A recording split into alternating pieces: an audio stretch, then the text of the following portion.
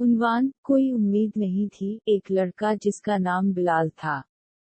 اسما نام کی لڑکی بلال ایک نوجوان لڑکا تھا جو اپنے والد کے ساتھ ایک چھوٹے سے گاؤں میں رہتا تھا۔ وہ اپنے نرم دل اور مددگار طبیعت کے لیے مشہور تھے۔ اپنی خراب مالی حالت کے باوجود بلال کا ہمیشہ مثبت رویہ تھا اور اسے یقین تھا کہ ایک دن اس کے ساتھ اچھی چیزیں رونما ہوں گی۔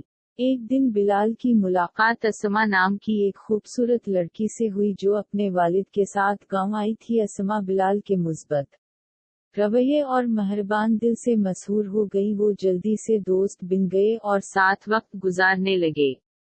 تاہم اسما کے والد کو ان کی دوستی منظور نہیں تھی۔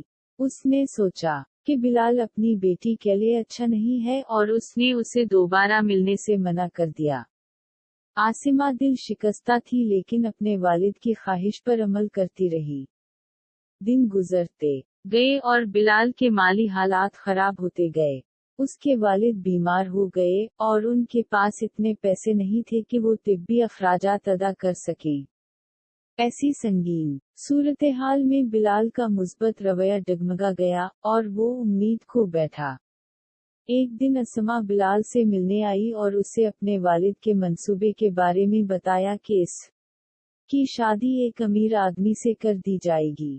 وہ شادی نہیں کرنا چاہتی تھی لیکن اس کے والد اسے ایسا کرنے پر مجبور کر رہے تھے۔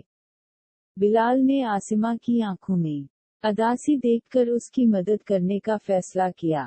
اس نے اسما کے والد کے پاس جا کر اسما سے اپنی محبت کے بارے میں بتایا اور اس سے شادی کے لیے ہاتھ مانگا۔ اسما کے والد کو صدمہ ہوا لیکن وہ بلال کی آنکھوں میں سچی محبت دیکھ سکتے تھے اور اس شرط پر ان کی شادی کے لیے راضی ہو گئے کہ بلال خود کو اسما کے لیے فراہم کرنے کے قابل ثابت ہوں۔